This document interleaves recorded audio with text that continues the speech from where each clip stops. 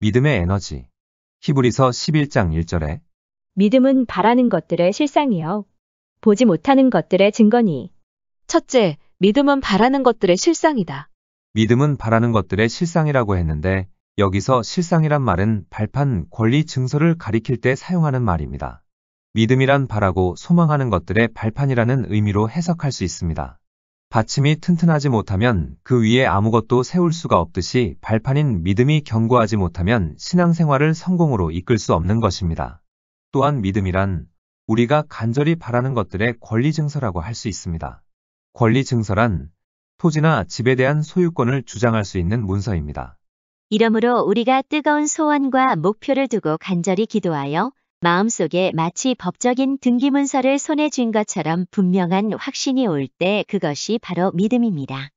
눈에는 아무 증거 안 보이고 귀에는 아무 소리 안 들리고 손에는 잡히는 것 없고 앞길이 칠흑같이 어두워도 마음속에 이루어졌다는 믿음의 에너지가 작동하기 시작하면 그는 믿음의 사람이 된 것입니다. 둘째, 믿음은 보지 못하는 것들의 증거이다. 믿음은 보지 못하는 것들의 증거입니다. 바라는 것들의 실상이 마음속에 들어오고 나면 아직 이루어지지 않은 일들이 다 이루어진 것처럼 확증이 생기고 자신이 생깁니다. 분명히 없는 것임에도 불구하고 있는 것처럼 느껴집니다. 이것이 바로 믿음입니다.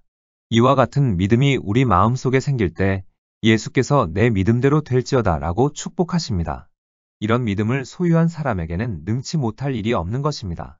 눈에 보이지도 않는데 기도만 하면 보이는 것 같이 여겨지고 없는 것이 있는 것처럼 느껴지고 믿어질 때 그대로 밀고 나가십시오.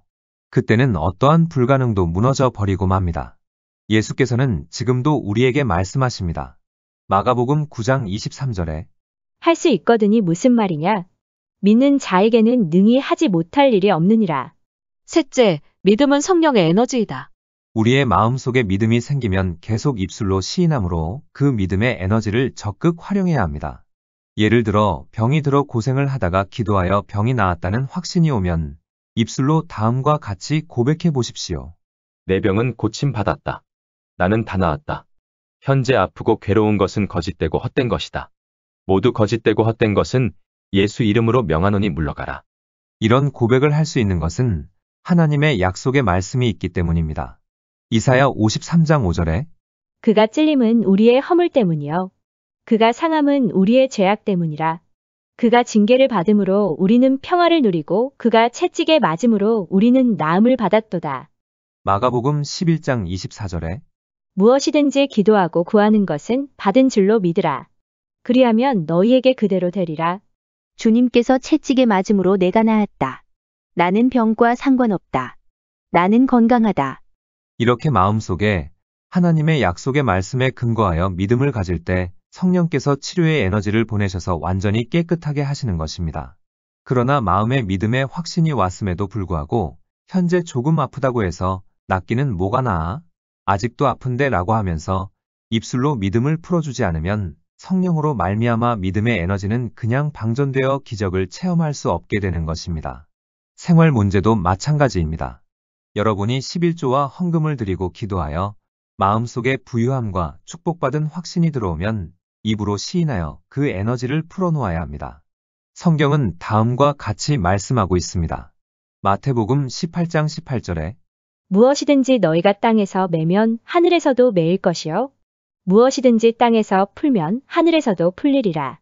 헬라어 성경을 보면 이 구절이 과거 시제로 되어 있습니다.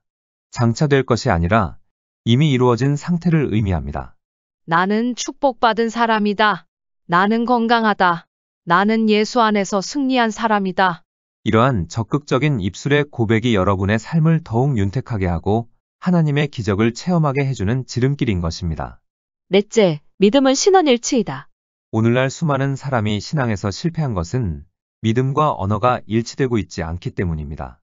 교회에 와서 예배 드릴 때에는 산을 옮기고도 남을 만한 큰 믿음이 생긴 것 같다가도 교회 밖에만 나가면 자신도 모르는 사이에 부정적으로 되어 그만 예배 때 생긴 창조적 에너지를 다 소진하고 맙니다. 신앙과 삶이 끊임없이 성장하고 발전하기를 원하십니까? 우리의 마음속에 개인과 가정과 생활과 사업과 운명을 변화시킬 수 있는 생각을 가지고 지켜야 합니다. 그리할 때 우리의 생애 위에 기적이 다가오는 것입니다. 말씀과 기도를 통하여 여러분이 소유한 믿음을 입술로 시인하십시오. 그러면 운명과 환경이 변화될 것입니다. 성경은 다음과 같이 약속하고 있습니다. 신명기 28장 12절로 14절에 여호와께서 너를 위하여 하늘의 아름다운 보고를 여시사 내 땅의 때를 따라 비를 내리시고 내 손으로 하는 모든 일에 복을 주시리니 내가 많은 민족에게 꾸어 줄지라도 너는 꾸지 아니할 것이요 여호와께서 너를 머리가 되고 꼬리가 되지 않게 하시며 위에만 있고 아래에 있지 않게 하시리니 오직 너는 내가 오늘 내게 명령하는 내 하나님 여호와의 명령을 듣고 지켜 행하며 내가 오늘 너희에게 명령하는 그 말씀을 떠나 좌로나 우로나 치우치지 아니하고 다른 신을 따라 섬기지 아니하면 이와 같으리라. 이 약속의 말씀을 붙잡으십시오. 여러분 개인과 가정과 직장과 범사 위에 신명기 28장의 축복이 임하게 될 것입니다. 믿음의 에너지가 끊임없이 여러분의 입술을 통해 흘러나올 때 여러분은 항상 승리의 삶을 살게 될 것입니다. 5째, 믿음은 보여지는 것이다. 한 여행자가 등산을 갔다가 그만 발이 미끄러지는 바람의 벼랑 아래로 떨어지게 되었습니다. 다행히도 떨어지면서 가까스로 작은 나뭇가지 하나를 붙잡을 수 있었습니다. 그는 겁에 질려 소리쳤습니다. 거기 누구 없어요? 나 좀 살려주세요. 그러자 어떤 음성이 들렸습니다. 내가 있다. 바로 너의 하나님이다. 하나님께서 거기 계시니 정말 기쁩니다. 어서 날 좀 구해주세요. 구해주기 전에 한 가지 물어볼 것이 있다. 넌 정말 나를 믿느냐? 믿고 말고요. 주일마다 교회에 나가고 봉사도 합니다. 전 하나님을 믿어요. 좋아, 그렇다면 지금 당장 그 나뭇가지에서 손을 떼거라. 예, 뭐라고요? 정말 날 믿는다면 그 나뭇가지에서 손을 떼란 말이다. 한참 동안 여행자는 말을 못했습니다. 그러다가 이렇게 소리쳤습니다. 거기에 누구 다른 사람 없습니까? 믿음은 반드시 보여져야 합니다. 말만 잘한다고 믿음이 있는 것이 아닙니다. 믿음은 보지 못하는 것들을 붙잡을 수 있는 능력이요. 행함으로 보여지는 진리에 대한 의지적 결단입니다. 믿음은 행함으로 나타나게 되어 있습니다. 성경에 보면 예수께서 기적을 행하실 때 나타난 공통점을 발견하게 됩니다. 그것은 바로 사람의 믿음을 먼저 보신 다음 기적을 행하셨다는 것입니다. 예수께서 베드로의 장모 집에 계실 때의 일입니다. 주님이 오셨다는 소문이 온 동네에 퍼져 많은 사람들이 그 집으로 몰려왔습니다. 방안과 뜰은 사람들로 순식간에 가득 찼습니다. 그런데 그 무리 중 중풍병에 걸린 사람이 있었습니다. 그는 거동이 불편했기 때문에 그의 네 친구가 그를 들것에 놓인 채로 데려왔습니다. 그러나 사람이 워낙 많이 모인지라 예수님 앞으로 나아갈 수가 없었습니다. 병든 친구가 예수님 앞에 나아가기만 하면 병이 나을 것이라는 확신이 있었던 친구들은 생각 끝에 지붕을 뚫고 들어가기로 작정했습니다. 쾅쾅. 지붕을 뜯는 소리가 들립니다. 말씀을 증거하시는 예수님 머리 위로 흙먼지가 떨어집니다. 예수님 앞에 모여있던 사람들이 수근거리고 웅성거리는 소리가 들립니다. 그러나 그들은 아랑곳하지 않고 지붕을 뚫고서라도 주님을 만나야겠다는 일념에 지붕을 뜯는 일에 더욱 몰두합니다. 마침내 예수님의 머리 위로 커다란 구멍이 뚫리고 그 구멍으로 들것에 실린 중풍병자가 내려옵니다. 그 광경을 목도하신 주님을 성경은 이렇게 표현하고 있습니다. 누가복음 5장 20절에 예수께서 그들의 믿음을 보시고 예수께서 그들의 믿음을 보셨다고 말씀하고 있습니다. 그들의 믿음을 보신 예수께서 중풍병자에게 명령하십니다. 일어나 내 침상을 가지고 집으로 가라. 예수님의 명령이 떨어지자 즉시 중풍병자가 나아서 걸어가는 기적이 일어났습니다.